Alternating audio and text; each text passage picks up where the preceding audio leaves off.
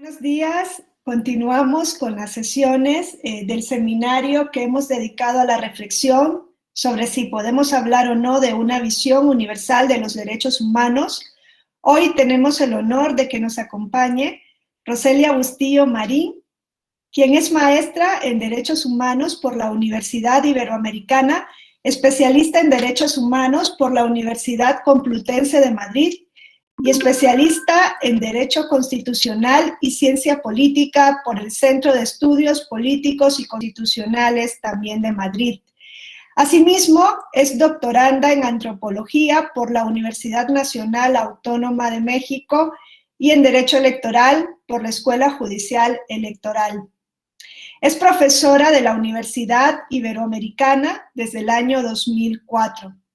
En el Tribunal Electoral del Poder Judicial de la Federación, la maestra Roselia Bustillo Marín se ha desempeñado como profesora investigadora de la Escuela Judicial Electoral y actualmente es secretaria de Estudio y Cuenta. Asimismo, se ha especializado en Derecho Electoral, Derechos Políticos de Pueblos y Comunidades Indígenas, Derechos de las Mujeres y de los Grupos en Situación de Desventaja, temas de los que ha escrito diversas publicaciones.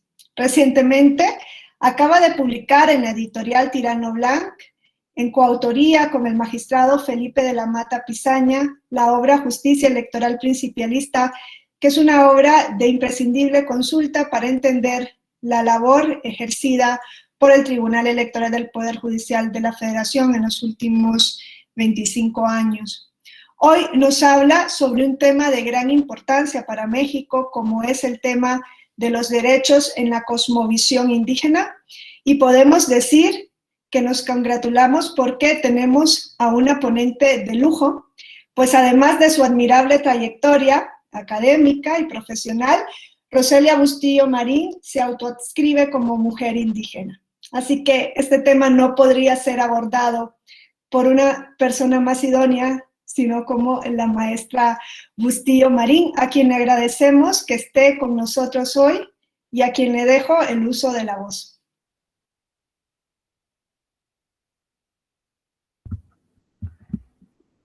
Muy buenos días a todas y a todos.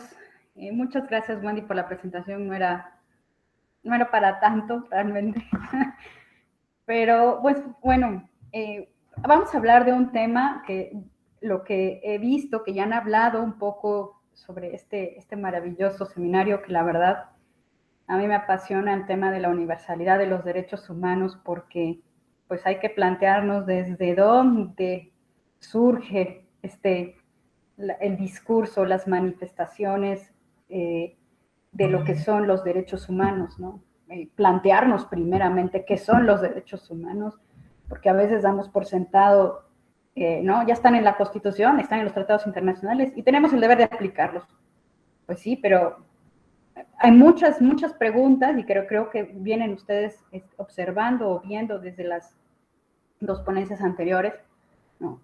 De que hay muchos cuestionamientos que tenemos que hacernos respecto desde dónde, desde qué visión, desde qué cultura, desde qué pensamiento sobre todo, se han establecido cuáles son los derechos humanos y cuáles son sus principios, ¿no?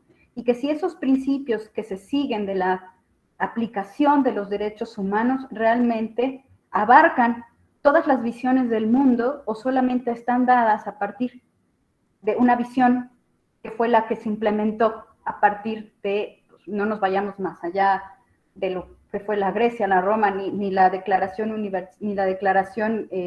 de los derechos del hombre y del ciudadano, de la ciudadana, ¿no? En la Francia o la Constitución de Estados Unidos, etcétera, sino pues vengamos pues más cerca, ¿no? En la historia de la humanidad después de la Segunda Guerra Mundial, de la Declaración Universal de Derechos Humanos.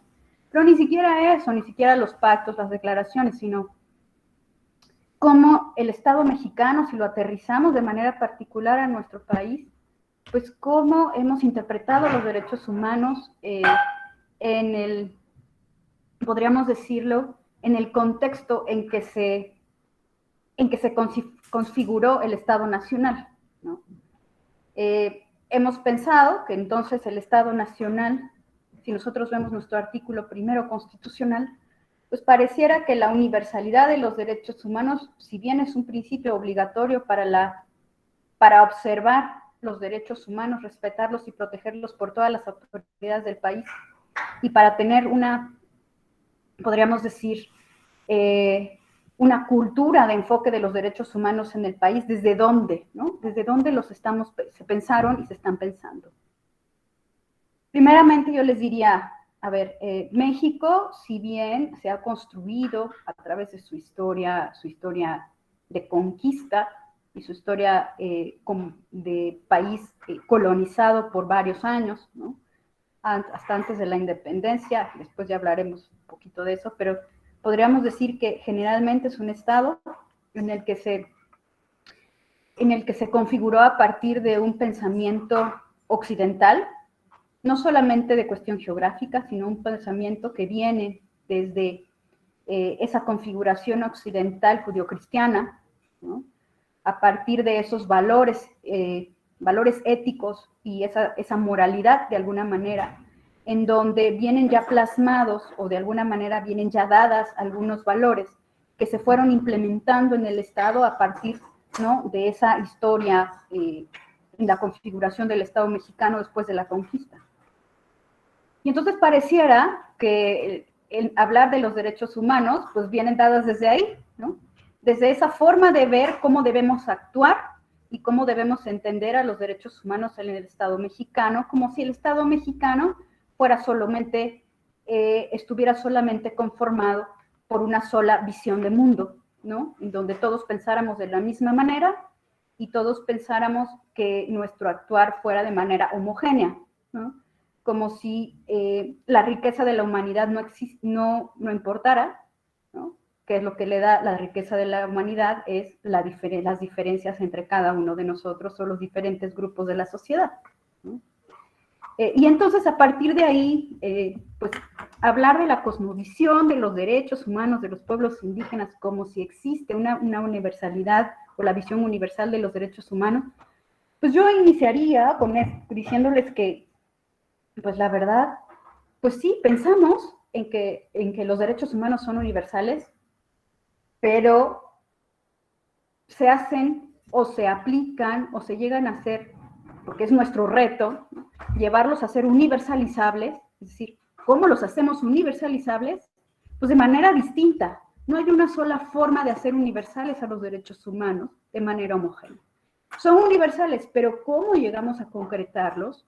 ¿No? Es decir, ¿cómo llegamos a que se tutelen todos los derechos de todas las personas, a hacerlos universalizables? Pues hay muchas formas y no solamente una.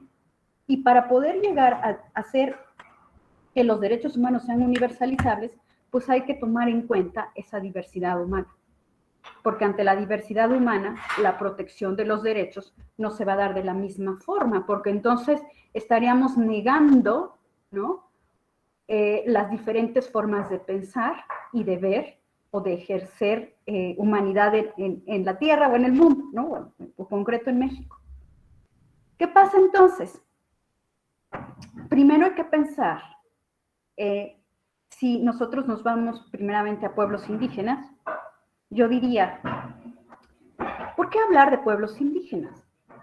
Porque son los diferentes grupos sociales que están establecidos en nuestro país previo a la conquista y que siguen generando, que siguen reproduciendo algunos, no todos, porque recuérdense que la cultura es dinámica y que la cultura se va adaptando con el tiempo, pero que siguen teniendo algunos rasgos y algunos sistemas de normas que vienen dadas desde previo a la conquista o a la colonización y que se siguen reproduciendo o que siguen teniendo ese pensamiento de mundo distinto al occidental que nos llegó y que se quedó para la construcción del Estado mexicano. Pues fíjense que yo no hablaría de pueblos indígenas. ¿Por qué? En las otras clases ustedes hablaron de culturas, ¿no? Pues es que estamos hablando de culturas, no estamos hablando de pueblos indígenas. Son otras culturas. Es decir, cuando hablamos de los derechos humanos, estamos hablando de cómo se ejercen las normas o los derechos en las otras culturas que forman parte del Estado mexicano. Hablar de pueblos indígenas simplemente podríamos decir pueblos originarios o pueblos que estaban antes de la conquista, para identificar, ¿no? que siguen estando. Pero eso no quiere decir que no sean otras culturas. Son otras culturas. Y a partir de hablar de otras culturas, entonces igualmente en las otras clases hablaron de otras cosmovisiones. Igualmente, vamos a hablar de otras cosmovisiones que existen o que se reproducen en el funcionamiento de las otras culturas que viven en el Estado mexicano. ¿No? Hablar de pueblos indígenas, si bien es solamente para identificar, pero sin embargo, valga la redundancia, perdón, sin embargo, ¿no? No podemos, pareciera que si no las llamamos culturas, si les llamamos pueblos indígenas, ¿por qué hacer esa distinción? ¿No? No es necesaria. Es hablar de otras culturas simplemente cuando hablamos de derechos humanos para poder decir que en todo el mundo, ¿no? Existen en todas las naciones otras culturas en donde también tienen otras formas de pensamiento y cómo ejercen sus derechos humanos y cómo respetar desde fuera esos derechos humanos. Entonces, primeramente yo les diría, hay que hablar de culturas, ¿no? De hecho, nuestro artículo 2 constitucional habla que el Estado mexicano es pluricultural. Está refiriéndose a las culturas, no se está refiriendo es a los pueblos indígenas. Después habla de los pueblos indígenas, pero el primer párrafo de ese artículo dice México es un Estado pluricultural. Con eso nos está dando, ¿no?, la pauta para decir que son otras culturas. Ahora, segundo, cuando hablamos de cosmovisión, ¿no?, ¿qué es cosmovisión? ¿Por qué hablamos de la cosmovisión de los pueblos indígenas, de estas otras culturas, ¿no? Pues miren, yo diría que todos tenemos una cosmovisión, no solamente las otras culturas. Estamos haciendo la diferencia de esa cosmovisión porque es distinta a la nuestra. Sí, pero nosotros, en donde nos identificamos, ¿no?, quienes estemos aquí, nos podemos identificar con el pueblo zapoteca del Istmo de Tehuantepec o con el pueblo de cualquier otro, ¿no? Y entonces nos pensamos a partir de esa cosmovisión. Pero también quienes no se identifican con otra cultura que devenga de esos pueblos indígenas, pues se puede identificar con la cultura mexicana o con la cultura, ¿no?, en general de la mayoría de la población de este Estado mexicano. Pero esa es una cosmovisión también. Todos tenemos una cosmovisión.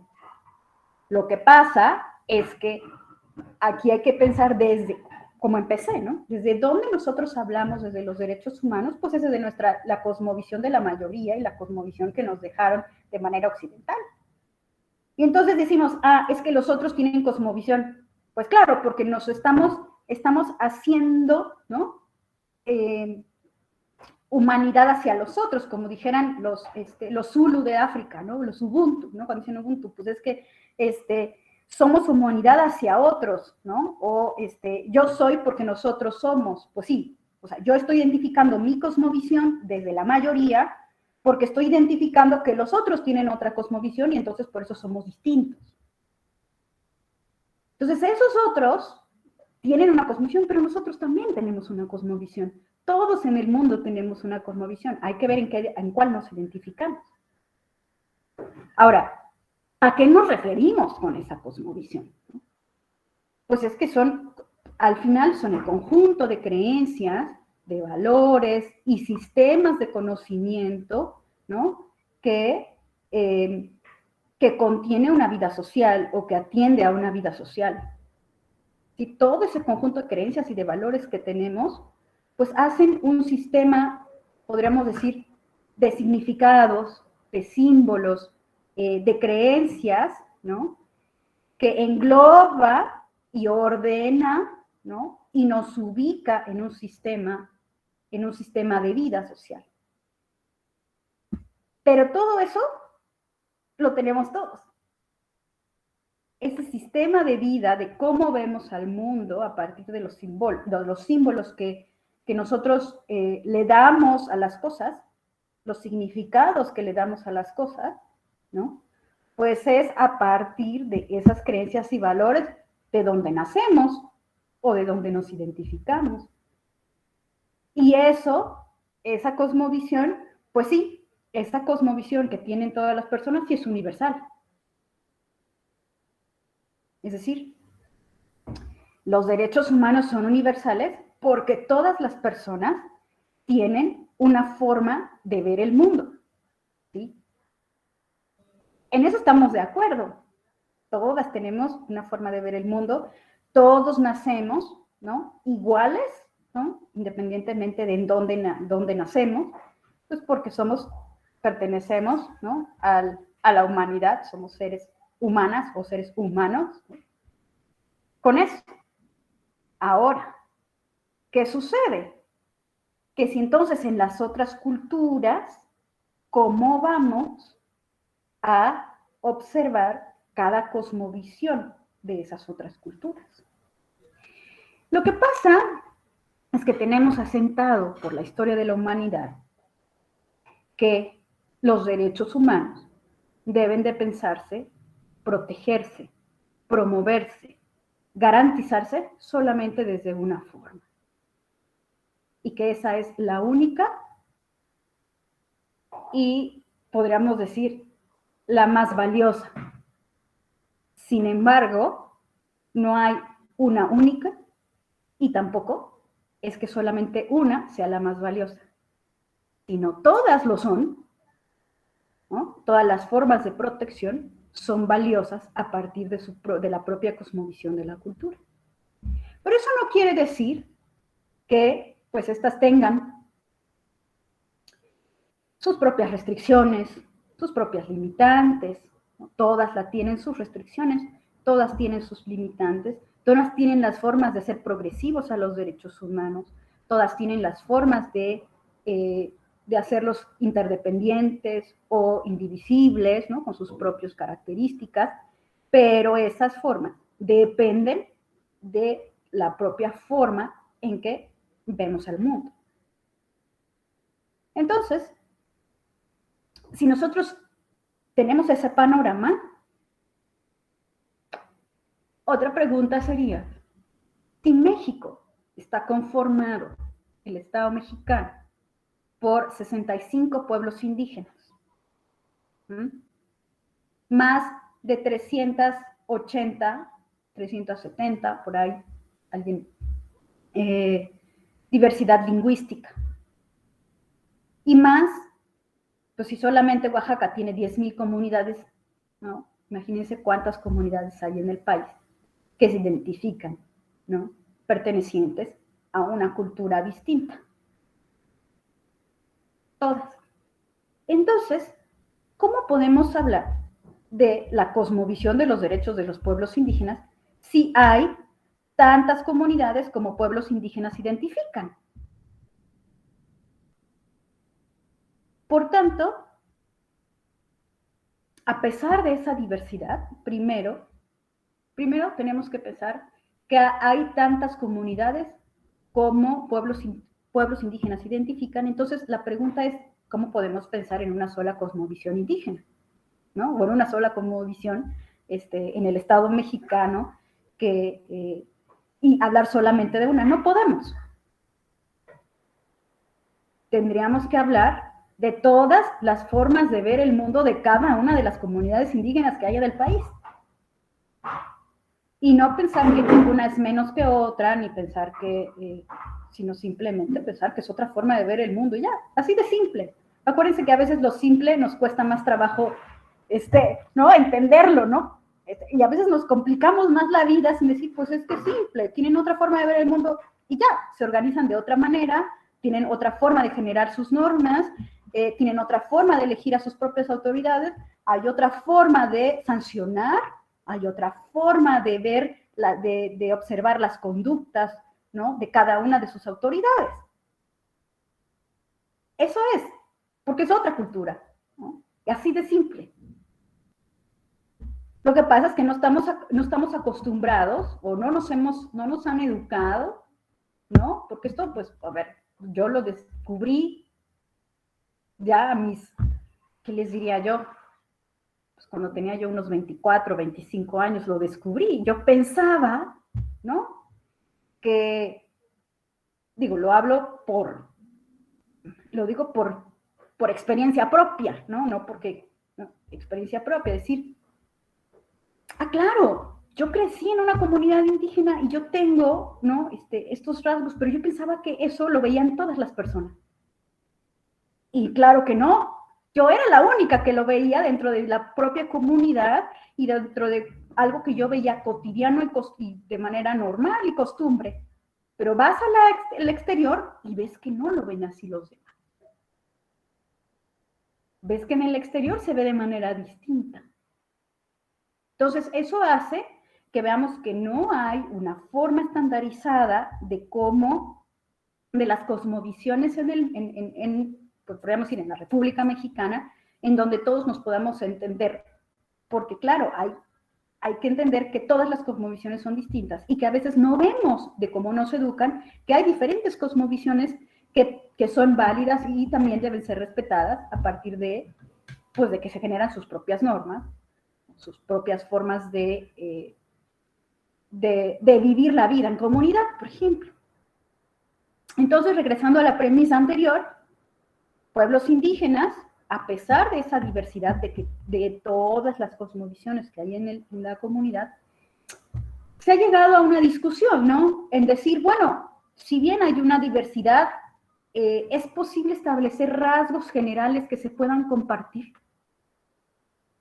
Es posible establecer rasgos que puedan compartir las diferentes culturas para decir que hay una cosmovisión indígena en el país. Una general y otra en su particular, y otras en sus particularidades, ¿no? Y la respuesta ha sido que sí. Es decir, hay elementos en común que se pueden rescatar, ¿no? De cada una de las pueblos indígenas o de sus cosmovisiones. Es decir, si bien no todos los pueblos son iguales, ¿no? Pero hay elementos que sí son generales y que se rescatan de ahí, ¿no? Para hablar o para entender los derechos humanos, ¿no? De las diferentes culturas. ¿Y cuáles son estos, no? Bueno, pues podríamos decir que tenemos 3 documentos que nos pueden servir para poder identificar, ¿no? Estos elementos en común. El artículo 2 constitucional,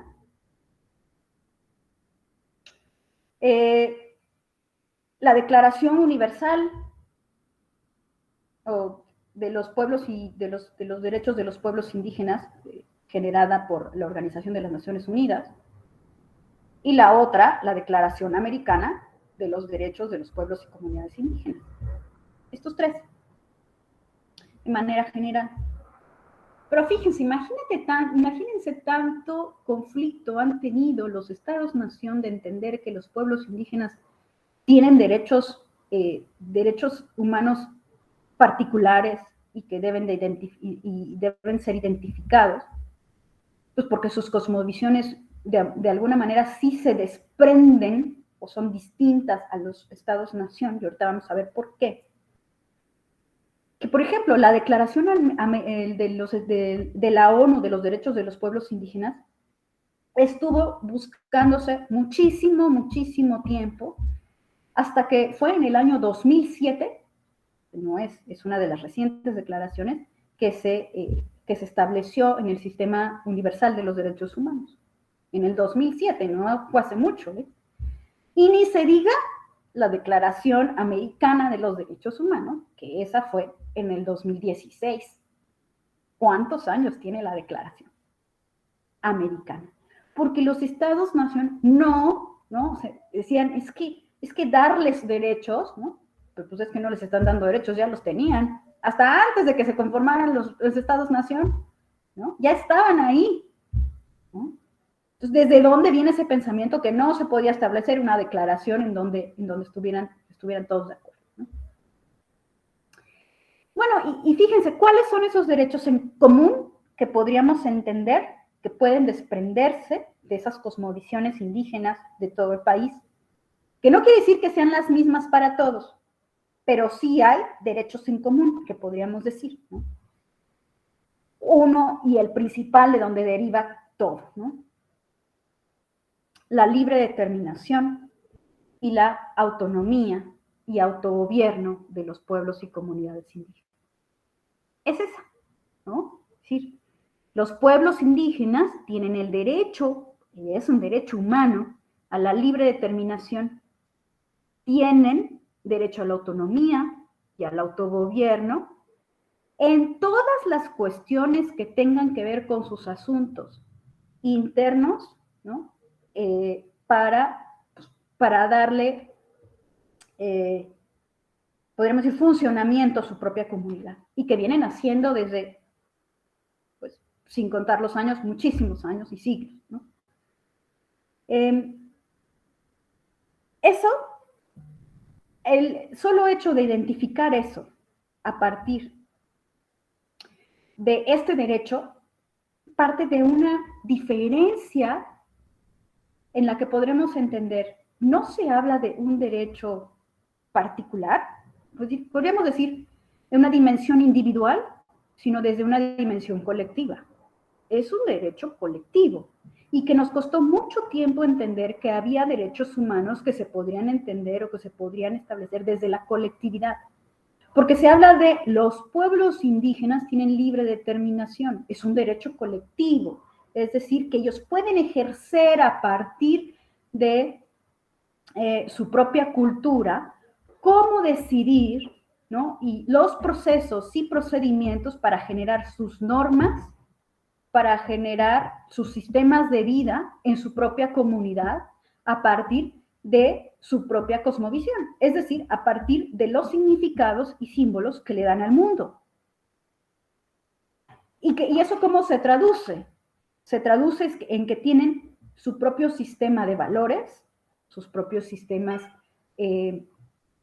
éticos, su propia moral, su propia forma en cómo valoran, y valga la redundancia porque voy, en cómo valoran los valores que rigen en esa comunidad para poder establecer las normas a partir de su propia libre determinación y de su propio autogobierno. Eso es lo que hace, fíjense, tener normas en las diferentes culturas, pero también ver que hay universalidad en la generación de normas que pueden tener contenidos de derechos humanos.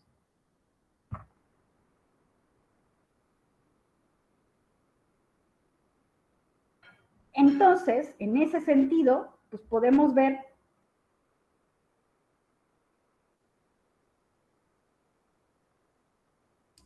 que si nosotros pensamos que los derechos humanos son universales o universalizables, pues sí son universalizables en el momento en que cada cultura genera su propia norma y que se les está respetando, que generen sus propias normas para su propia vida. Pero otro de los conflictos podría ser, ajá, sí, ellos tienen sus propias normas, se les respeta su derecho humano, su propia libertad, libre autodeterminación. Ahora, otro de los, por ejemplo, podríamos decir, elementos a identificar es, ya crearon sus normas. Ahora, esas normas, ¿qué tanto, ¿no?, están adecuadas, ¿no?, a el entendimiento que tenemos aquí afuera de lo que son los derechos humanos y al entendimiento que hay allá de los valores, ¿no?, en el ejercicio de los derechos? Entonces podríamos estar hablando de dos dimensiones, la dimensión interna de la generación de normas y cómo la dimensión externa, es decir, quienes no pertenecemos a esa comunidad, cómo vemos cómo se ejercen esas normas dentro de la comunidad. Y entonces podemos decir, no, pues es que en esa comunidad esa norma que generaron vulnera los derechos humanos. Pero pues lo estamos viendo desde fuera. ¿Y por qué para ellos esa norma dentro de la comunidad no vulnera los derechos humanos? Y es ahí donde tenemos que tener la visión amplia para entender. Fíjense, para entender dos cosas me parece. ¿Para qué generamos nosotros normas de derechos humanos? ¿Y por qué generamos normas de derechos humanos? Siempre hay una razón. Y esa razón viene dada a partir de cómo vemos el mundo. Nosotros vemos el mundo de una manera, por eso generamos una norma. La otra cultura ve el mundo de otra manera, pues ¿para qué y por qué genera esa otra norma? Hay muchos otros derechos humanos que están relacionados con los pueblos indígenas. Y todos estos se están viendo, por ejemplo, además de su autonomía, el derecho a la jurisdicción indígena, es decir, que tienen el derecho de promover y desarrollar y mantener sus estructuras institucionales, ¿no? Pero además que esas costumbres que tienen tengan el derecho al acceso a la justicia en donde se les entienda o se les comprenda porque tienen esas normas y a partir de eso juzgarlas. El único estado que tiene en México una jurisdicción indígena así en su Tribunal Superior de Justicia es el estado de Oaxaca. Y el estado de Oaxaca ve esos conflictos que se dan dentro de las comunidades. Y lo que buscan los magistrados desde esa jurisdicción indígena es, pues, tratan de meterse, ¿no?, a el pensamiento de esa comunidad, de cómo establecieron esa norma, para poder entender si esa es válida o no, no desde fuera. Les voy a poner varios ejemplos para ver cómo es que esto ha funcionado, ¿no? A partir... A ver, déjenme un segundo. Ok. A partir de esa visión. Primero, les voy a dar un ejemplo desde el derecho penal, pero se los voy a dar no solamente desde México, se los voy a dar desde Colombia, ¿no?, para que veamos que todo esto se da no solamente en el Estado mexicano, sino desde Colombia.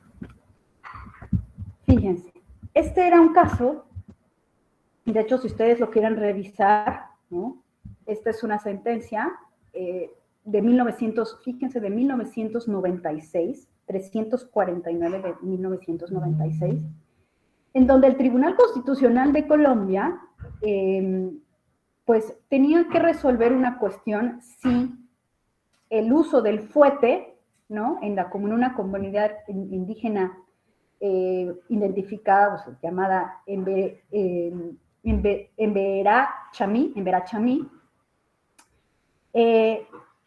pues la utilización del fuete puede ser considerada como un caso de tortura. Acuérdense que en el caso de los derechos humanos, y también lo han visto en nosotras, hay un núcleo duro, ¿no?, o que muchas veces no puede modificarse independientemente de la universalidad o hacer universales los derechos humanos, ¿no?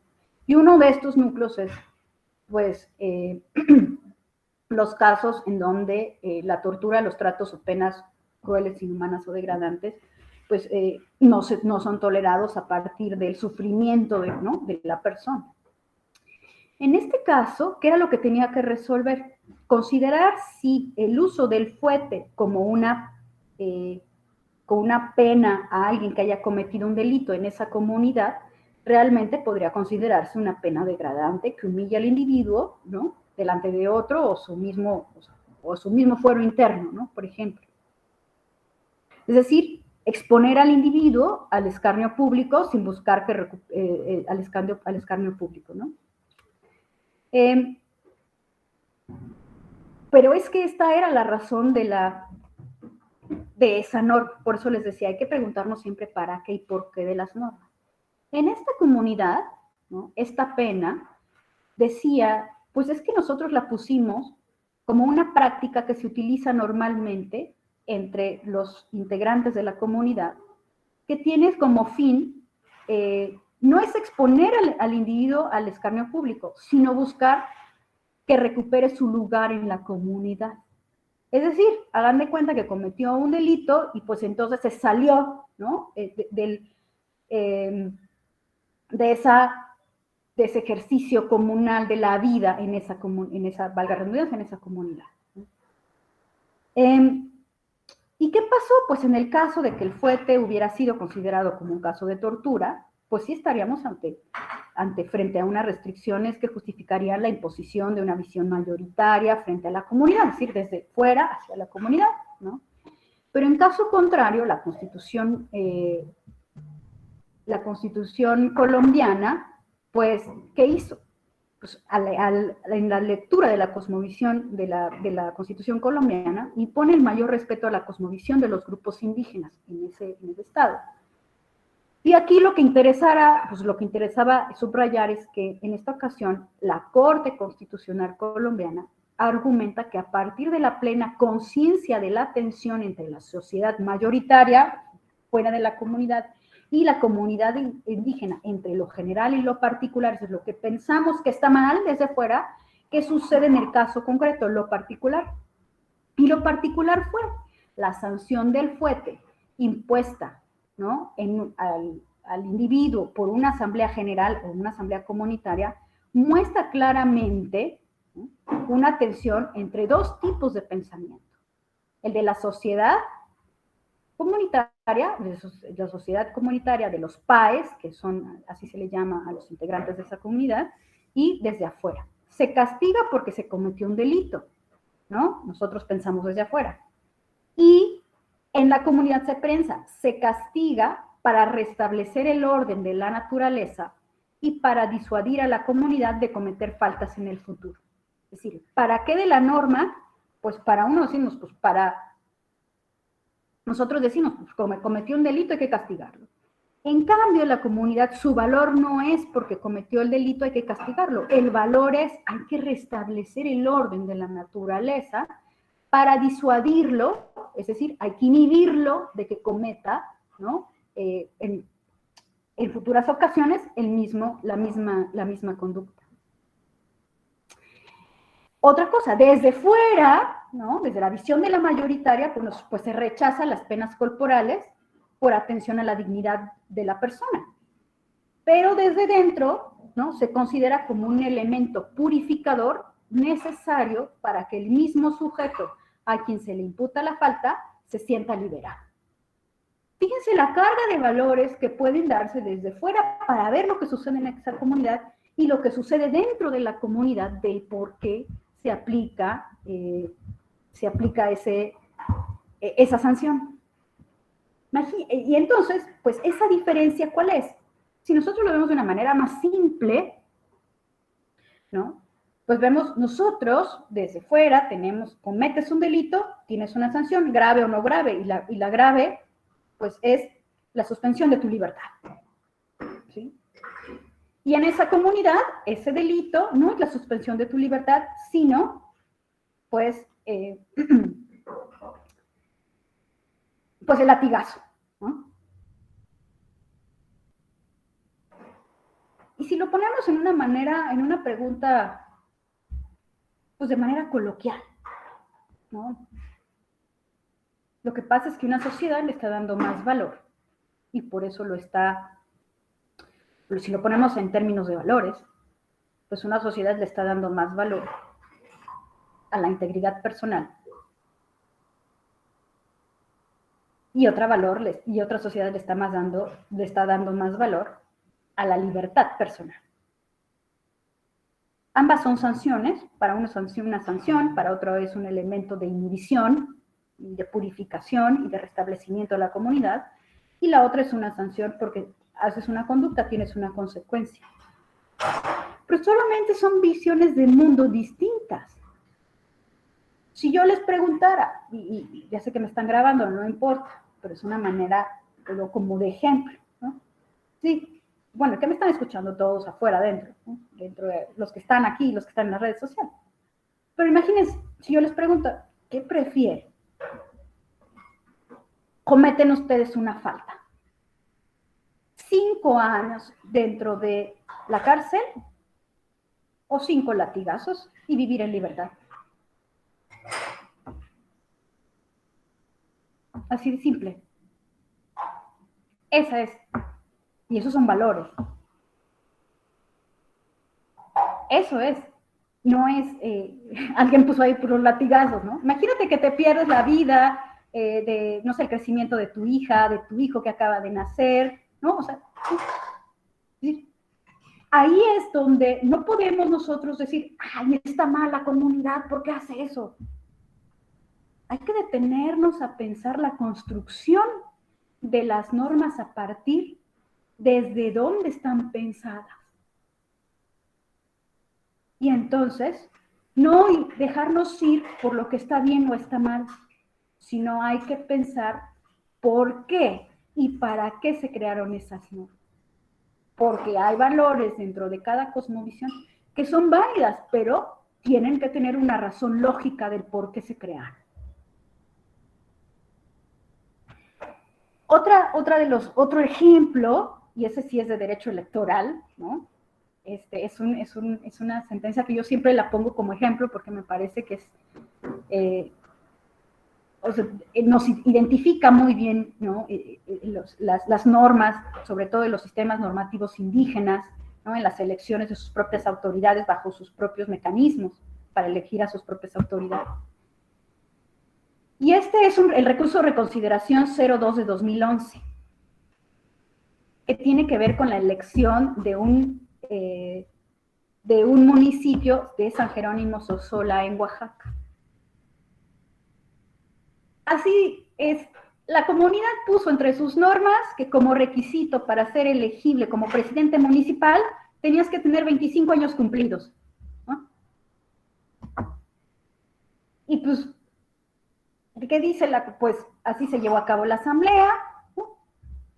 Pues claro que los que pierden dicen, no, pero pues espérense tantito, esa norma es inconstitucional.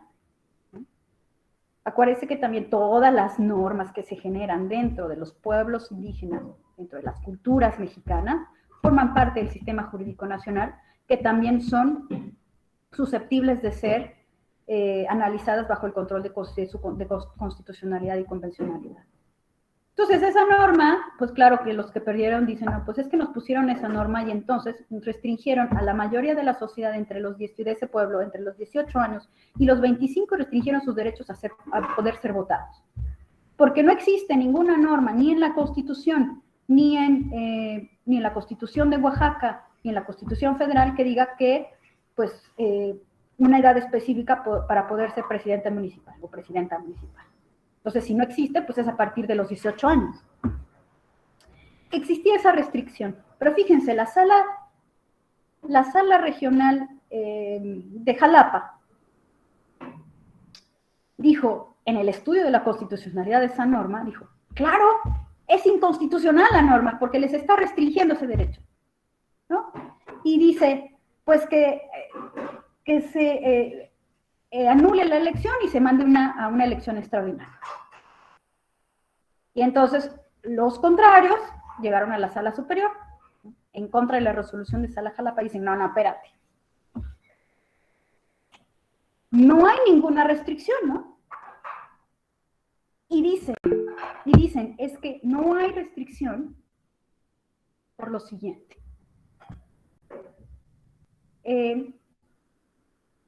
Esa norma se generó y se pusieron los 25 años porque tiene una razón de ser, dice la comunidad. Y la razón de ser es, como requisito en la mayoría de las elecciones de las comunidades indígenas que eligen a sus representantes bajo sus propios regímenes de gobierno, los sistemas normativos indígenas, normalmente esos requisitos, ¿no?, se establecen a partir de haber cumplido, ¿no?, un sistema de cargos dentro de la comunidad, ¿no?, haber ya sido tener diferentes cargos en la comunidad, desde el topil, desde el sacristán, desde el comité de la iglesia, haber sido regidor, ¿no?, haber sido mayordomo, etcétera, depende de cada comunidad. Y entonces, en este caso dicen, es que ya a los 25 años, ya conoce, porque ya tuvo cargos, y entonces ya conoce cómo funciona la comunidad. A los 18 años todavía no conoce la comunidad, y entonces no tendría la experiencia para poder, ¿no?, gobernar en la comunidad. Entonces, ¿qué hace la sala superior? Dice, pues claro, esa norma, hay un conflicto entre si se vulnera el derecho de las personas a ser votadas entre los 18 y los 25, o se protege la libre determinación y autonomía de ese pueblo para generar normas que sí tienen una lógica del por qué y para qué. Entonces, al tener ese conflicto, le dicen a Sala Jalapa, oye, pues es que no te fijaste en la libre determinación y autonomía del pueblo para generar normas y que esa norma realmente pues tiene una razón lógica, ¿no? Y entonces, ¿qué hace la Sala Superior? Pues revoca la resolución de la Sala Jalapa y confirma la elección, porque considera que esa norma fue dada a partir del derecho humano a la libre determinación, autonomía y autogobierno de la comunidad, y que además esa norma sí tenía, ¿no?, una razón lógica de ser. Entonces, me parece, ese es otro ejemplo del por qué, ¿no? Hay que entender por qué se generan normas desde otra visión. Entonces, ahí es donde haces universalizable los derechos humanos, pero a partir de la condición, ¿no?, de la visión de cada pueblo indígena del por qué y para qué genera normas, y de por qué los valores dentro de la dinámica de cada comunidad es distinta. Por eso yo pensaría que, y a lo mejor yo terminaría aquí para dejar a las preguntas y respuestas. Yo pensaría también que hay muchos derechos humanos que se dan entre los pueblos indígenas y que están en las declaraciones y que están en la propia Constitución a partir de su relación con la naturaleza, con la tierra, con el medio ambiente, ¿no? El por qué los calendarios para ejercer sus autoridades vienen de distinta manera, que están relacionados con, no todos los pueblos indígenas ejercen como primer profesión, podríamos decir que son agricultores, ¿no? Pero eso genera, muchos lo son, entonces los calendarios son distintos, ¿no? Sí, tiene mucho que ver, por ejemplo, por los indígenas que son pescadores, qué tan importante es el agua para su propio funcionamiento. Ahí están los yaquis con la presa, ¿no?, que han tenido problemas con las presas, o todos los pueblos indígenas que funcionan a través de los significados que le dan directamente hacia la tierra, ¿no? Como por ejemplo los totonacos con los huracanes, ¿no? O por ejemplo, bueno, hay muchos otros, los yaquis con el agua, o por ejemplo, los rarámuris con, los huicholes con el peyote, ¿no? Es decir, hay muchas razones por el cual, ¿no?, hay relaciones directas con la naturaleza u otros elementos del medio ambiente o del mundo, de la tierra, de la cosmovisión, de los números, ¿no? El número 13, que es tan importante para los mijes, ¿no? Y así todos estos elementos de los calendarios y que van cambiando a partir de cómo se identifican relacionados o cómo se unen con la humanidad y con los otros seres vivos del mundo, que eso hace también que su cosmovisión cambie y que tengan lógicas distintas, ¿no?, de esas culturas. Nosotros desde la visión occidental hemos ido desprendiéndonos de alguna forma de esa interconexión con el medio ambiente, que pareciera que estamos regresando, ¿no? Y entonces, esa interconexión hace que se vea el mundo de manera distinta y tendrá lógicas distintas de que emanen normas a partir de otras formas de ver el mundo, que tengan esos sistemas ideológicos de alguna manera, ¿no?, de norma, que si no las logramos entender a partir de ese diálogo intercultural, ¿no?, de dejarnos ir para entender hacia adentro y para que desde fuera, para que entender desde afuera hacia adentro, no podremos entender que hay derechos humanos generados en contenidos de normas indígenas que son tan valiosas como las que se generan desde afuera, y a partir de eso podríamos pensar que hay una forma de universalizar los derechos humanos, pero entendiendo las formas diversas de generar normas de derechos humanos, no desde una sola visión. Porque entonces, y con esto termino, porque entonces verlos desde afuera estaríamos cegando, restringiendo, ¿no?, los derechos humanos, y entonces no serían universales, porque no estaríamos viendo la diversidad de formas de ver el mundo para ser universales a los derechos humanos. Por ahí me preguntaban de la resolución, es el recurso de reconsideración 02-2011. Muchísimas gracias, Roselia. Gracias. Sí. ¿Hay alguien con la mano levantada? Laura. Laura, ¿quieres abrir el micrófono? Sí, la verdad es que todas las exposiciones son maravillosas, pero entender la cosmovisión desde la propia es una riqueza enorme, entender siempre que en la palabra nosotros está también incluido el otros, y con ese mismo respeto que damos a los demás, suena a lo mejor fea la palabra, pero permiso de tener sus propias visiones, me tengo que dar permiso yo. No puedo tener yo mi propia visión evitando que las demás personas tengan la suya. Entonces, es muy bonito porque es un derecho como un boomerang, de ida y de vuelta. Si doy, regresa, y si no doy, pues no va a volver. Entonces, muy, muy agradable esta exposición, porque sí nos permite darnos cuenta que el punto en donde estoy parada no es el ombligo del mundo. Todos tenemos ese derecho de sentirnos parte de una comunidad que tiene su propio contexto, su propio eh, universo de visiones, de derechos y de aplicarlos, y que no pueden estar por encima de los derechos de los otros. No hay derechos más grandes ni más poderosos, ni mis derechos son eh, superiores a los tuyos. O sea, todos tienen el mismo rasero, por así decirlo, y tienen la obligación de protegernos en la misma medida. O sea, no porque últimamente hemos visto que de pronto hay gente que tiene un tono de piel que supone que sus derechos son más grandes y más poderosos, y por ser más morenos van disminuyendo a sí mismo tus derechos. O sea, la gente más morena tiene menos, o sus derechos son más pequeñitos o menos poderosos. Entonces, es bien importante entender que los derechos de todos tienen la misma valía aquí y literalmente en China, y que depende de nosotros mismos darles ese lugar preponderante que tienen, siempre respetando el derecho de los demás. Muchas gracias. Gracias, Laura. Roselia, te hago llegar una pregunta que que nos han enviado a través de las redes sociales. Pregunta Miguel: ¿a las comunidades nativas se le debe denominar originarias y no comunidades indígenas? ¿Por qué sí o por qué no? A ver,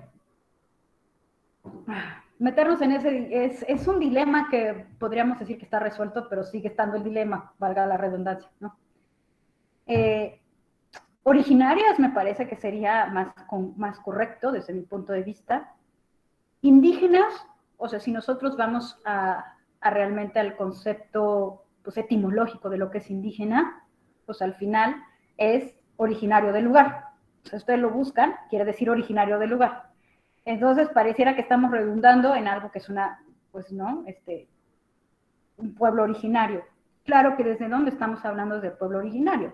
Pues se habla de aquellas culturas que estaban ya establecidas antes de crearse los pueblos-nación después de las conquistas. Es decir, y que quedaron en poblaciones minoritarias, y entonces al final esas comunidades minoritarias pues no han sido reconocidas por los estados-nación en su población, excepto, por ejemplo, el estado de Bolivia, por ejemplo, que su mayoría sí son indígenas, ¿no? Por ejemplo, o Perú, de alguna manera, o tienen más población. Sin embargo, pues sí se les ha puesto diferentes nombres. Ahora, lo que pasa es que no había un consenso mundial, podríamos decir, de cómo nombrar y cómo reconocer los derechos de esas minorías en todos los estados-nación. Y entonces fue a finales de 95, 96 del año pasado, del siglo pasado, en donde en un consenso desde la Organización de las Naciones Unidas decidieron ponerle a todos pueblos indígenas. Pero fue un consenso mundial de ponerles pueblos indígenas, ¿no? Para poderlos identificar. Pero al final es decir, pues son todas las culturas que existen en los estados, ¿no? Ahora, si es solamente se trata de una forma de nominar, ¿no? De nominar a las otras culturas, pues me parece que es más correcto decir pueblos originarios. Algunos le llaman tribales, otros aborígenes, pero me parece que en el contexto histórico, en cuanto ya se les llama así, viene detrás una discriminación quizá directa o indirecta, ¿no? Sin embargo, por el concepto que traemos, ¿no? En la historia me parece que es mejor decir originarios. Igualmente indígenas trae conceptos discriminatorios ya de ahí, ¿no? Entonces, pueblos originarios, o también se han utilizado también como grupos sociales, ¿no? Grupos sociales, ¿no? Como grupos sociales culturales, y con eso también podríamos decir que se reivindica también como otros grupos de la sociedad. Muchas gracias, Roselia. Felipe García Reper, ¿quieres abrir el micrófono? Hola, buenos días a todos y todas, ¿cómo están? Doctora Bustillo, tengo la impresión a partir de escuchar su ponencia de que, bueno, de su ponencia y en general, digamos, las ponencias de este seminario, que la idea del Estado Nacional o la idea de Estado-Nación, como la concebimos desde la modernidad, está perdiendo poco a poco valor, cohesión, ¿no? Vigencia, capacidad explicativa de la realidad, creo. Entonces, porque claramente está, por ejemplo, el artículo, usted hablaba del segundo constitucional, usted citó el primer párrafo, no recuerdo qué párrafo es, pero también dice los pueblos y comunidades indígenas tienen derecho al autogobierno, la autodeterminación, etcétera, etcétera, hasta en tanto respeten los límites impuestos por esta Constitución, ¿no? Nada más que en esa Constitución, o sea, en la redacción de ese proyecto constitucional, hasta donde yo sé, no hay pueblos indígenas representados, ¿no? Entonces, y evidentemente la Constitución del 17, que lo único que hizo fue reformar la de 57, pues es occidental, liberal en el sentido más europeo de la expresión, etcétera, etcétera. En ese sentido, entonces, no sé, y sin embargo, además, por ejemplo, hay resoluciones de la Sala Superior en las que a los pueblos indígenas se les reconoce plena autonomía y entonces se les da presupuesto directamente sin intervención de ninguna autoridad civil, déjeme denominarle de esa manera, etcétera, etcétera. Entonces, la pregunta de fondo que quiero hacerle es, desde su perspectiva, la idea del Estado, más bien, ante el claro avance, digamos, de los derechos humanos de pueblos y comunidades indígenas y en general de las muchas diversidades que hay, el Estado Nacional como lo entendemos, como esta unidad absoluta, ¿no? De derechos y obligaciones y de instituciones, etcétera, etcétera, ¿sigue teniendo sentido? ¿No será que en el fondo con lo que estamos coqueteando es con la disolución del Estado Nacional?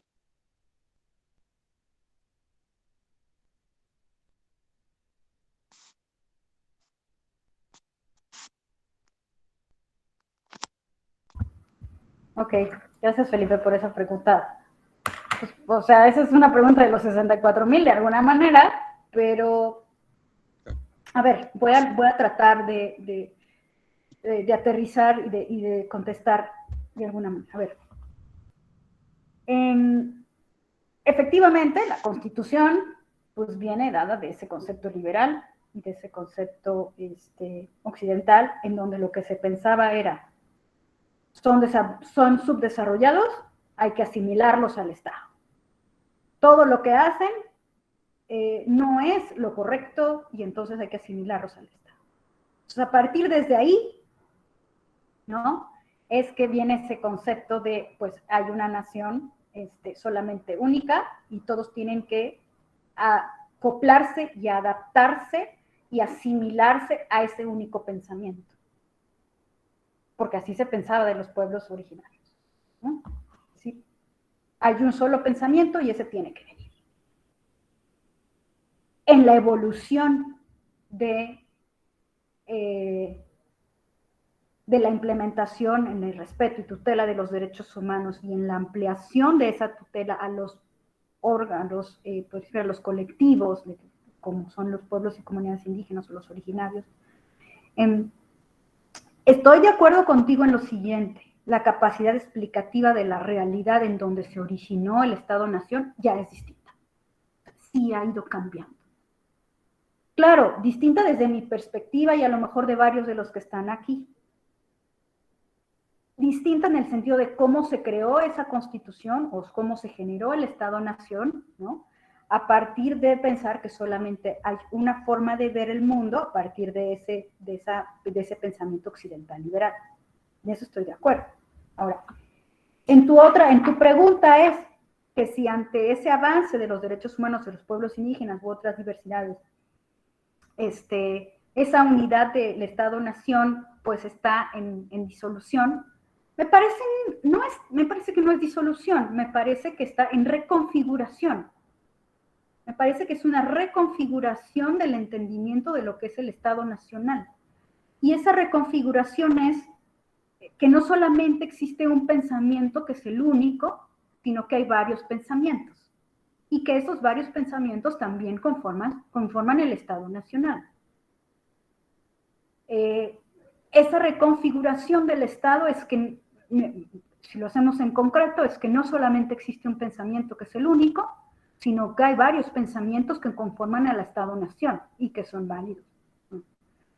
En ese sentido, por ahí también viene ya una iniciativa para el artículo 2 constitucional que se está configurando ya a partir del Instituto Nacional de Pueblos Indígenas y varias organizaciones para modificar ese artículo.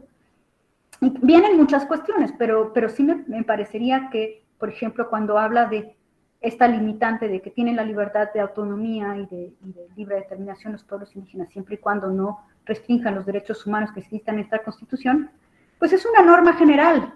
Es una norma general que tendría que aplicarse al caso concreto y ver cómo se está restringiendo ese derecho que está en esa Constitución y en los derechos y en los tratados internacionales. Recuerden que ese artículo tiene, pues este año cumplió 20 años de haberse reformado en el 2001, ¿no? Pero después llegó la reforma al artículo 1 constitucional. Y después de llegar a la reforma al artículo 1 constitucional, entonces también modifica la forma de interpretar este artículo 2 constitucional a partir no solamente de la propia Constitución, de los tratados internacionales y de la jurisprudencia internacional.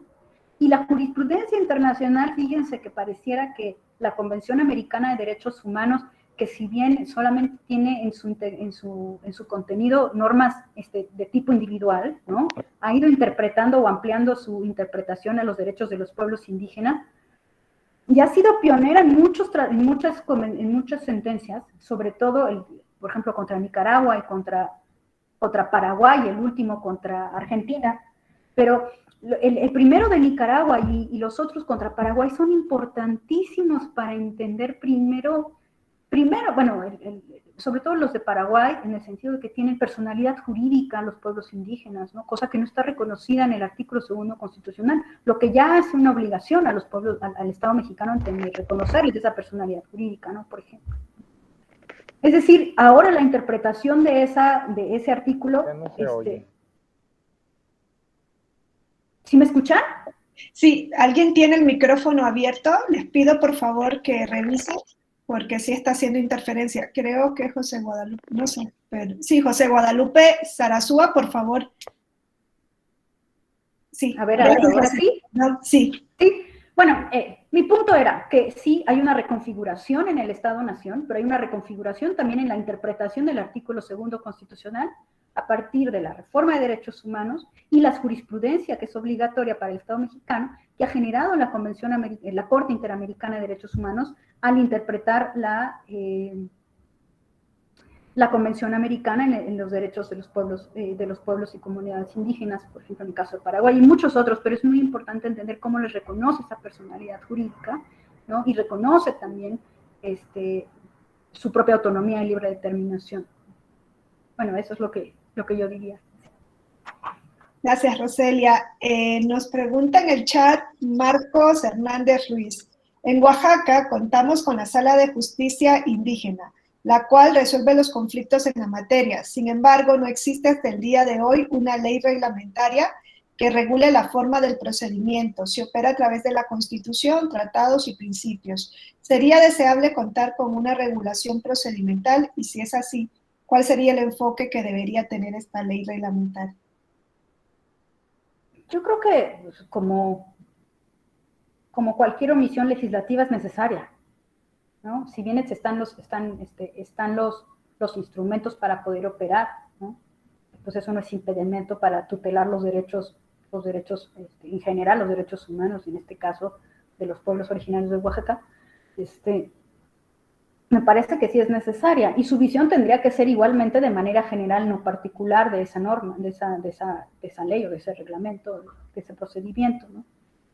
Y tendría que ser de manera general, pero con una visión que pudiera ser inclusiva, intercultural, y que tuviera los elementos generales, ¿no? Como les decía, que pueden compartir en su mayoría los pueblos indígenas, pero que no son particulares de cada pueblo, porque ya en cada caso concreto los tendrían que tener, ¿no? Pero sí me parece que tendría que tener al menos elementos que puedan considerarse como, por ejemplo, la autoridad principal o más importante de los pueblos indígenas es la asamblea comunitaria, ¿no? La importancia que tienen las autoridades de alguna manera como llamadas tradicionales, ¿no? A diferencia de los presidentes municipales que tienen otro tipo de funcionamiento, la importancia que tiene el tequio a partir del sistema de cargos o a partir de las contribuciones o el trabajo gratuito, ¿no? La importancia que tiene el por qué, o sea, es decir, por qué, para qué de las normas, es decir, cómo debería de estudiarse, ¿no? De alguna manera, desde la jurisdicción indígena del Estado, cómo deberían interpretarse esas normas, pues es una visión más intercultural, una visión ampliada de los derechos humanos, una visión en donde podrían caber todas las normas, ¿no? Y entender una visión contextual, con enfoque contextual, ¿no? Eso es importantísimo, ¿no? Para poder proteger los derechos. Me parece que sí, eso tendría que tener de una manera general. Pero sí es importante que la tenga, así como, el otro día preguntaba si era necesario que el artículo segundo constitucional tuviera una ley general, ¿no? Una ley reglamentaria en todo el país, porque no existe, ¿no? El mismo artículo segundo dice que la reglamentación de ese artículo pues está a disposición de cada legislatura, la tiene que ser cada legislatura estatal, ¿no? Pues sí, pero si nosotros lo vemos así, pues es que pareciera que en unos estados los derechos de los pueblos originarios son de primera y en otros de segunda, y en otros de tercera, ¿no? No hay una homogeneidad en el respeto a los derechos en todos los estados del país, ¿no? Entonces, a lo mejor me decían, pues sí, yo diría, bueno, podría darse de manera general, no de manera particular, porque cada entidad federativa tiene sus particularidades, ¿no? Pero de manera general, sí, al menos para obligar a las entidades federativas que lo hagan, ¿no? Pero, pues, si nosotros lo vemos al menos en sistemas normativos internos para elegir autoridades, pues vemos que está Oaxaca, en algunos casos Guerrero, Chiapas y Michoacán, pero esas se dieron por sentencias, en cambio Oaxaca sí lo tiene por su constitución, ¿no? Y ahí vienen otros estados que ya están buscando, pero a partir que vienen desde dentro de las comunidades que están solicitando eso, ¿no? Que vienen desde, ahí está Tlaxcala, está Querétaro, está Hidalgo, está Nayarit, ¿no? Que están buscando, ¿no? Y los estados, las legislaturas estatales o las autoridades estatales electorales, pues no saben qué hacer, ¿no? Porque no hay norma o porque no saben cómo aplicar, ¿no? Están los precedentes, pero pues por esa ausencia. Pero bueno, eso ya sería, bueno, es parte de lo mismo. Rosalia, hay un montón de preguntas en las redes sociales, no te imaginas, y te están enviando muchas felicitaciones también por la manera de abordar y por la sensibilidad en abordar esta temática tan importante para México y para América Latina. Y pues voy a dar paso ahora, estoy haciendo así como el cruce de gente que está aquí, que quiere hablar, el chat y las redes sociales, porque si hay muchas preguntas, no quiero abusar tampoco de tu tiempo. Estaba aquí en la lista Loli Canul Escobedo, que desde hace rato nos ha pedido el uso de la voz. ¿Puedes abrir el micrófono? Gracias, sí, doctora. La verdad hemos querido estudiar los derechos humanos desde una perspectiva no occidental y creo que sería de gran ayuda si usted nos pudiera recomendar textos o autoras o autores con los que nosotros pudiéramos perfeccionar esta visión de derechos humanos en la que les permita repensarlos. Bueno, hay muchos, yo les un referente que ya es, pues podríamos decir famoso para poder repensar a los derechos humanos, es Boaventura, ¿no? Boaventura de Sousa, Él ha escrito varios libros para repensar a los derechos humanos desde una visión de la decolonialidad, ¿no? O sea, hay varios, yo les diría que se metieran igual a Facebook y en donde pueden, a ver, voy a referir a Facebook no porque sea, no, sino porque hay ahí, ¿no? Hay un grupo de personas interesadas en repensar a los derechos humanos desde América Latina, desde nuestra propia particularidad de América Latina, ¿no? No como desde el Islam o desde la visión hindú, la visión oriental, etcétera. No. Desde América Latina hay esta visión de decolonialización, poscolonización, y de qué se trata, ¿no? Yo les diría primero Boaventura, que es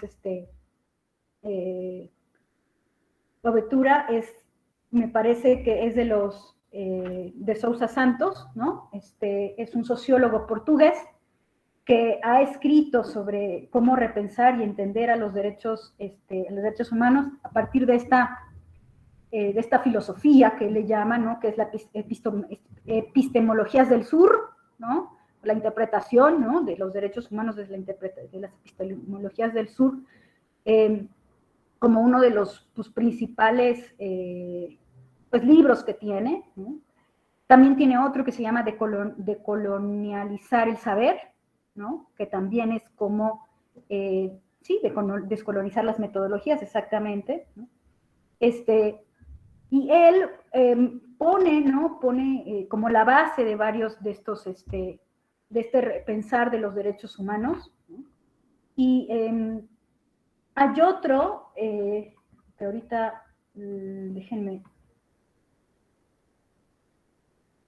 si lo recuerdo, que creo que es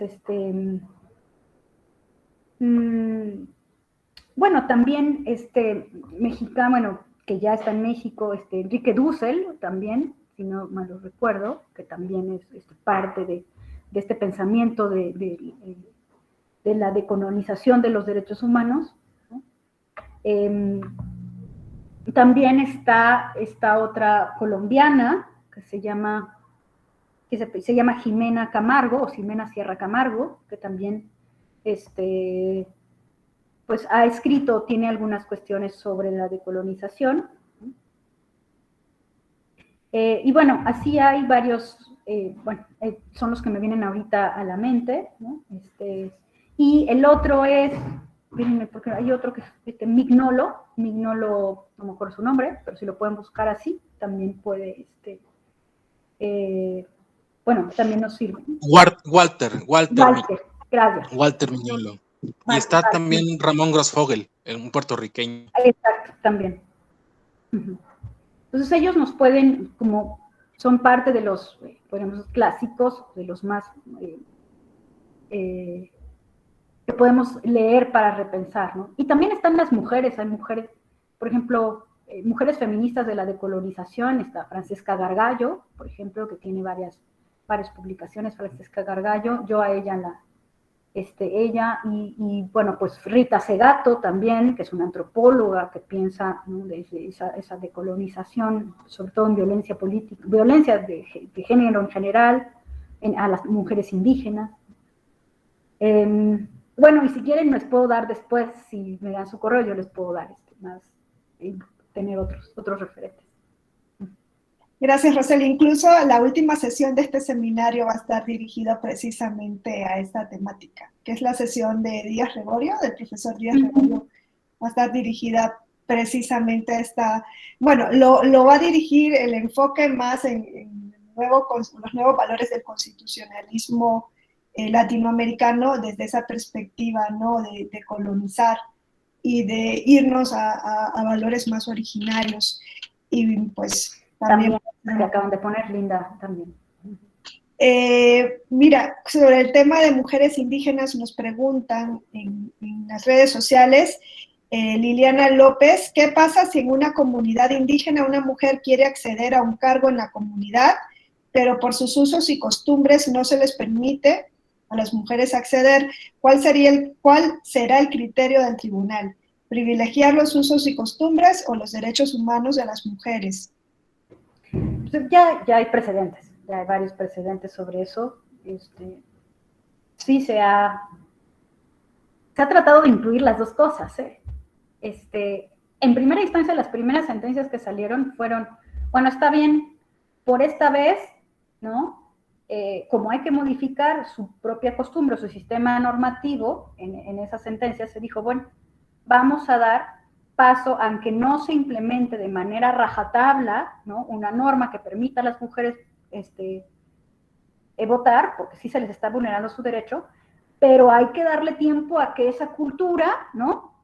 Modifique, porque el hecho de que las mujeres ejerzan sus derechos no quiere decir que se vaya a acabar la cultura de la población, ¿no? Y que ya el sistema normativo indígena desaparezca, ¿no? Sino simplemente es que hay que darle cabida a ese funcionamiento de ese sistema normativo interno a que las mujeres indígenas también voten. Entonces hubo sentencias, por ejemplo, 2014, 2015, en la Sala Superior que se dijo, ok, esta vez no, pero en las próximas elecciones, de manera progresiva, se le tiene que dar, ¿no?, el derecho a las mujeres para votar. Y después ya en las elecciones de 2017, ¿no?, también en algunas sentencias se dijo lo mismo y en otras se dijo no, ya está. Además se modificó en el 2015 o 2016, no me recuerdo, el artículo 2 constitucional de la igualdad entre los hombres y las mujeres, y además se modificó, vino la paridad, ¿no? Entonces se ha buscado que se dé de manera progresiva, ¿no? Como principio fundamental de los derechos humanos, de manera progresiva, en que las mujeres sean votadas en todas las elecciones, ¿no? Sí hay sentencias en donde ya después dijeron, bueno, pues se anula la elección porque no dejaron participar a las mujeres. También hay sentencias ya más recientes, que ya no fueron de las anteriores que fueron progresivas, sino que estas ya después de varias elecciones que ya se les había dicho, oye, es que las mujeres también tienen que participar, trata de que tu propia cosmovisión también implique, ¿no?, que las mujeres puedan participar. Eso ha hecho que ya en general en todas las comunidades votan las mujeres, ¿no?, y son votadas. Se ha permitido que sean votadas y hasta también que en algunos ya sean incluidas, hasta manera de reservas en algunos lugares de las regidurías para puras mujeres también, ¿no? Uno de los ejemplos normalmente es cuando no se deja votar a las mujeres sí, hay visiones patriarcales arraigadas totalmente y que esas no son lógicas. Hay otras que eran lógicas, de que las mujeres no hacían el tequio como un requisito de elegibilidad y por eso no se les dejaba, ¿no? Pero bueno, pues eso fue modificándose en decir, bueno, es que el trabajo de las mujeres también debe considerarse como un trabajo a la comunidad. Y entonces, así como se valora el de los hombres, que también se valore el de las mujeres como un requisito de elegibilidad y ellas también puedan ser votadas. Entonces, sí hay varios ya precedentes que han hablado de eso. Roselia, pregunta Yesenia García Pérez, creo que sí dice que es de la Sierra Sur de Oaxaca, que pues ella comenta que en nuestra sociedad ser originario de una comunidad indígena es motivo de discriminación y maltrato al momento de buscar oportunidades de trabajo o de estudio, y por tanto te preguntaría, ¿cuál es la forma más conveniente que consideras para combatir un poco este tipo de comportamiento discriminatorio? El comportamiento discriminatorio en general, cuando... Hacia las comunidades, o sea, hacia los miembros originarios, hacia las personas que pertenecen a una comunidad indígena al momento de pues, querer interactuar en la sociedad, acceder a un trabajo, o en ese sentido. Pues es que lo único que yo te diría es que no hay, desde la formalidad de las normas que hablan de la no discriminación, no funciona hasta que estas no se ponen en acción. Pero también, hasta que estas no se ponen en acción y sancionan, ¿no?, o emiten normas de inhibición o de prevención, ¿no? Hay normas de inhibición o prevención, pero que también que se hagan efectivas. Eso te lo hablo, bueno, desde el derecho, ¿no? Pero nada de eso va a funcionar, nada, hasta que esta sociedad tan discriminatoria del Estado mexicano tenga un enfoque distinto y cambie su forma de pensar hacia los demás, hacia los otros, hacia la otredad, dijera Laura, ¿no?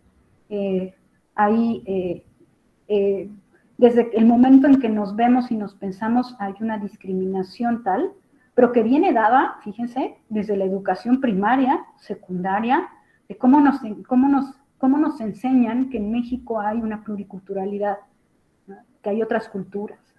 Desde donde muchas veces, a veces en la educación nos enseñan las otras culturas para verlas desde una visión minoritaria, una visión subdesarrollada, una visión de falta de valores, ¿no? Hacia esas personas que no las tienen o que no las tenemos.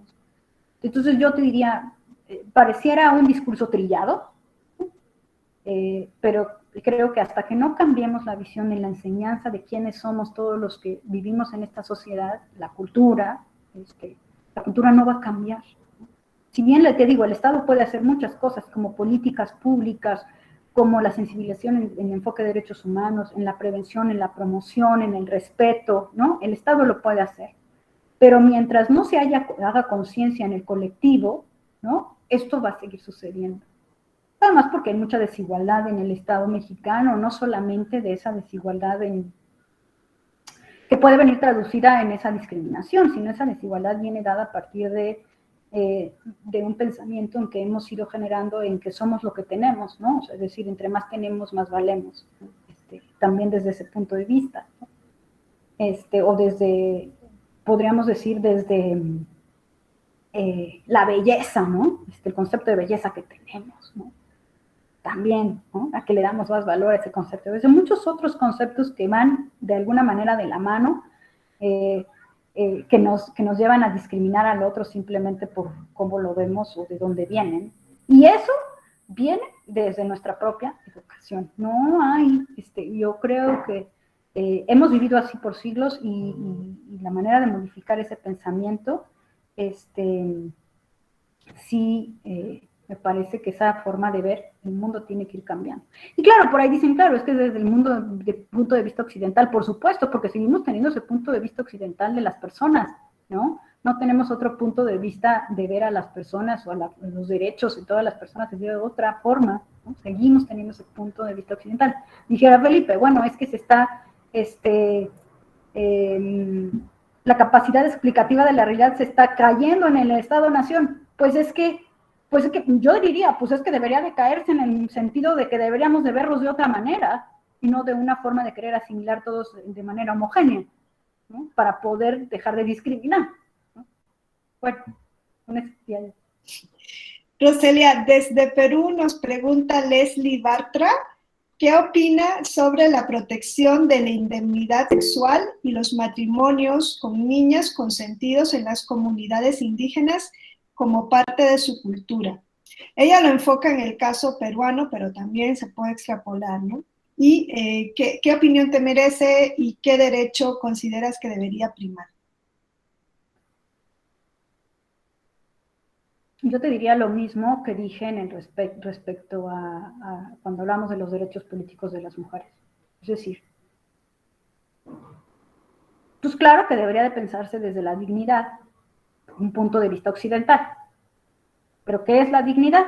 ¿Desde dónde hablamos de la dignidad de las personas?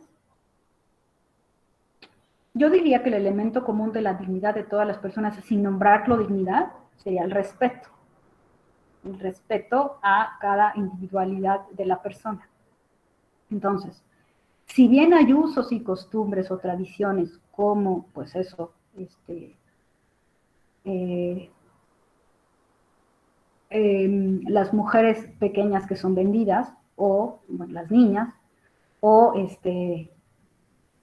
pues el corte del clítoris en las mujeres, por ejemplo, si bien tienen razones de ser y un para qué y un por qué, eso es lo que les decía, esas normas existen porque tienen una razón y un razón por qué. Ahora, que esas normas estén adecuadas a un respeto individualizado de la persona a partir de un pensamiento colectivo, yo no estoy de acuerdo.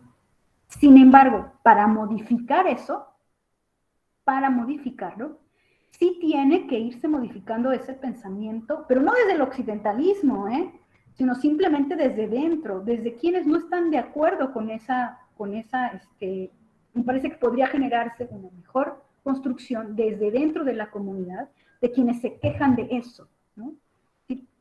Muchas veces es mejor generado desde dentro la solicitud de la reivindicación o la no vulneración de derechos, ¿no?, de quienes están sufriendo ese derecho, que desde fuera, porque vendría desde un pensamiento desde fuera.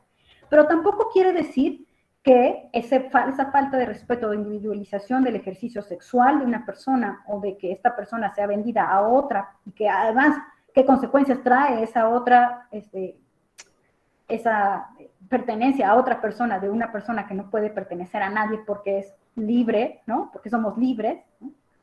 También me parece que sí se quiere dar desde fuera, como se hizo en Nigeria hace muchos años, ¿no? Tiene que darse de manera progresiva. Es decir, dando a conocer también que existen otras formas de ejercer derechos que pueden estar vulnerando los derechos de esa comunidad, ¿no? Esa manera progresiva de ir, ¿no?, viendo que la cultura de la comunidad no se va a acabar, sino que dentro de esa misma cultura hay que, vamos a decir, meter, ¿no?, se me fue la palabra, ¿no?, ese otro pensamiento de que el ejercicio de la vida y de los derechos se pueden ejercer también de manera distinta, y que eso no va a cambiar la forma de ver el mundo de esa cultura. Sin embargo, es romper, ¿no?, con algún elemento de esa cultura que lo que está haciendo es vulnerar el respeto de la libre individualización de esa persona, ¿no?, tanto en el tipo sexual como en que sean, las mujeres se vuelvan pertenecientes a alguien, ¿no? Pero eso tiene que ver también, en el caso de las mujeres que son vendidas, o las niñas, pues es que eso tiene que ver que desde que nacen, el pensamiento de la cultura es que las mujeres no somos libres, que las mujeres pertenecemos a alguien, y que pertenecemos a la familia o al papá, o que no tenemos una libertad porque siempre vamos a estar condicionadas, ¿no?, a pertenecer o ser dueñas de alguien. Entonces, en ese sentido, tiene que irse cambiando, ¿no?, poco a poco, que las mujeres también tienen esa individualización y esa libertad. Eso es por un lado. Y por otro, también hay que ver por qué se venden. Muchas veces se venden no por ese pensamiento, sino porque no hay de otra y no hay dinero. Es que necesitaba el dinero, ya tenía muchas hijas y la vendí. También hay que pensar también desde dónde se hace, por ejemplo. Y el otro, desde el tipo, la indemnización, la parte de la libertad sexual de la mujer, pues también si es así, yo sí considero también que viene dada en que la mujer no tiene una libertad, la libertad está pensada, la mujer está pensada solamente para concebir, cuando pertenece al hombre, ¿no?, y no tiene esa libertad de sentir, ¿no? Sin embargo, también tiene que ser de manera progresiva, decir, pues sí, pero entonces, digo, y eso ya es mi personal opinión, muy, muy personal, decir, pero entonces, ¿para qué tienen el clítoris las mujeres? ¿Por qué nacemos con el clítoris? Porque pues sin el clítoris o con el clítoris, de todas maneras vamos a tener hijos, ¿no?